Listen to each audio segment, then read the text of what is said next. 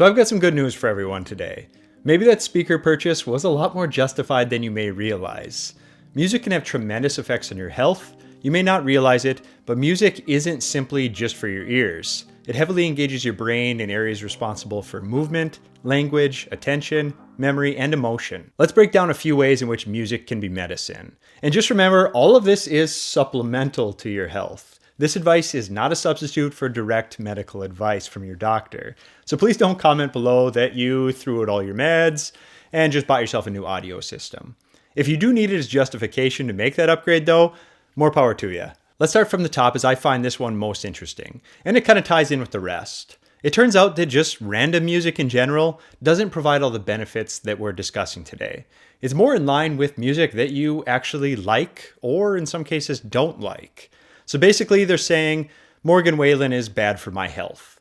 I can certainly get behind that. Research actually suggests that personally selected music shows more beneficial effects than music picked by someone else. I mean, it really makes sense too. How often does something come on a radio in your car that you almost can't turn it down fast enough or change the radio station? When they put this to the test, I think a lot of people would have expected things like classical music creating the most benefit for all. But what really happened was the people who enjoyed classical music benefited, but also the people who enjoyed rock music benefited as well. The results were not tied to the particular music, but more so what type of music each group enjoyed. Keep in mind that although the benefits do appear to be tied to what music you prefer, slower songs with consistent rhythm appear to be the most beneficial for cardiovascular health. But cortisol, which is a stress hormone involved with inflammation, weight gain, headaches, memory, really all kinds of things that aren't desirable, appears to be less tied to the particular genre and more so with what you actually enjoy. So it really doesn't sound like we're going to be limited to Bach and Mozart here. We're going to take a quick break to talk about the sponsor of today's video, Aura. Keeping on the topic of this video, you may find another simple way to decrease stress and anxiety by shutting out some of these nonstop spamming messages we receive on our phones and email. It's really getting out of hand, the number of emails and calls we receive each day. Keep listening, and I'll explain how Aura might just be able to help us out. They even have a free trial for us. Have you ever heard of the term data broker? It's a money-generating business that gathers information from a variety of sources, processes it, and then prepares to sell it to organizations with the primary purpose of targeted marketing, like robocalls. In all likelihood, they know your birthday, your religion, your income, your address, and your shopping habits. Basically, everything they have no business knowing. I personally don't like the idea of random people, companies, or even hackers having access to my personal data. And this is where Aura, today's sponsor, can help. Aura will automatically send removal requests on your behalf during the free 14-day trial. Really nothing to lose here. It's a great deal. You get an app and a service that really does the work of several all in one. You get a service that cleans up your online presence. It works behind the scenes to get you removed from data brokers, which in turn can reduce some of those robocalls. Credit alerts, which gives you alerts for anyone trying to open up a credit card with your information. A VPN for safe browsing, keeping you anonymous and encrypted. Virus and malware protection on your computer as well as your mobile device. A password manager, keep things organized in one protected location. It can even help you manage what your kids can and can't do on their devices. Restrict apps, screen time limits, provide windows of use. So take your personal data back. Just click on the link in my description. Go try Aura for 2 weeks absolutely free. They're giving you a 2-week free trial here. And if you like it, keep using it. There's really a lot offered. Again, the link is https://aura.com/Kuykendall. Linked below in my description as well. Nothing to lose here. Put your information in and see what comes up. Slow down these robocalls and get protected. Getting to the next topic, and this one is going to affect a lot of people. Nearly half of adults have hypertension, according to the CDC. That's defined as systolic blood pressure greater than 130 or diastolic blood pressure greater than 80. And even worse, only 1 in 4 adults have their hypertension under control. Here are a few really interesting snippets of studies related to music and the cardiovascular system. At Massachusetts General Hospital, a nurse-led team found that heart patients confined to bed who listened to music for 30 minutes had lower blood pressure, slower heart rates, and less distress than those who didn't listen to music at all. In another study from Hong Kong, older volunteers who listened to relaxing music for 25 minutes a day for 4 weeks lowered their systolic blood pressure, the top number of the blood pressure reading, by 12 points, and their diastolic blood pressure, the bottom number, by 5, while a control group that didn't listen to music had no change in blood pressure. That's all really interesting, and there's a lot of great studies in medical journals that go in more depth on this topic.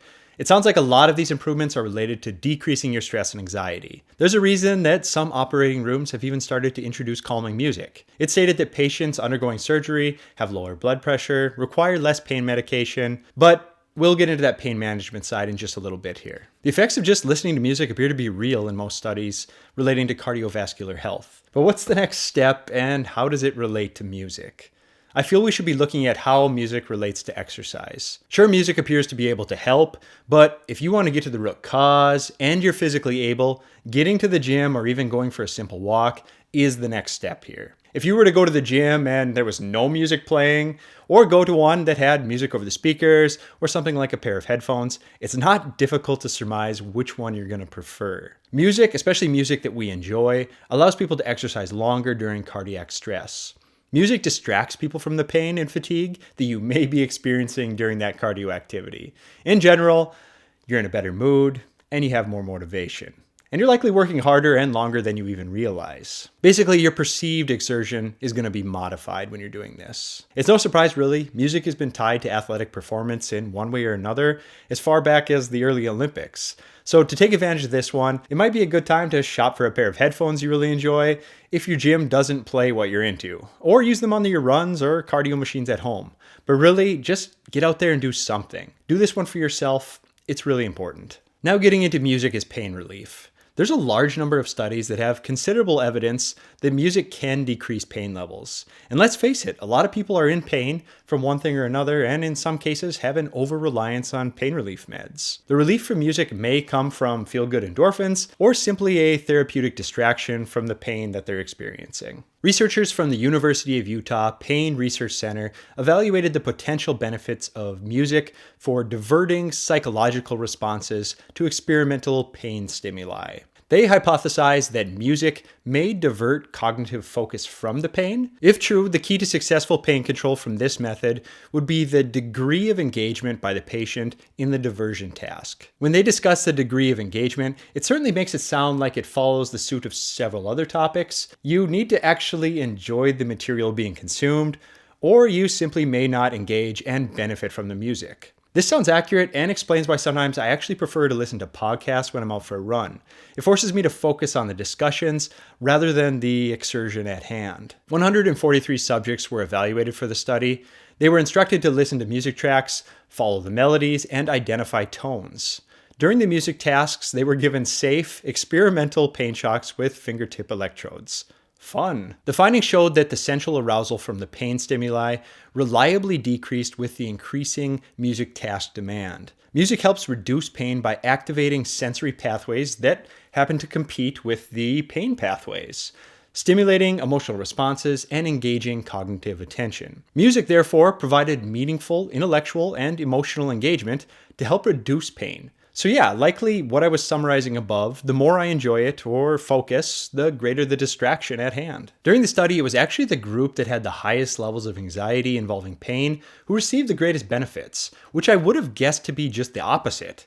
Additionally, people who engage with music more in their daily lives also reported a greater decrease in pain than those who don't engage with music on a regular basis. Nearly everyone has access to music, and if you're watching this video, there is no doubt that you do. Music is just another tool for those that suffer with pain and anxiety. It may not be the be-all, end-all fix, but it's something to keep in mind before reaching for pain relief through medication. This was a fun topic today. It's a grouping of some interesting studies on a hobby that we already enjoy. From what I've gathered today, the best way to take advantage of this is to simply find time to relax and engage with the music that puts you into a relaxed or calm state. And on the other side, understand that it's a tool that can also motivate and help you push beyond limits for well-being through exercise. I hope everyone found this one interesting. I certainly did. Please like, subscribe, and comment on your experiences with music. I'd really like to hear it. See ya.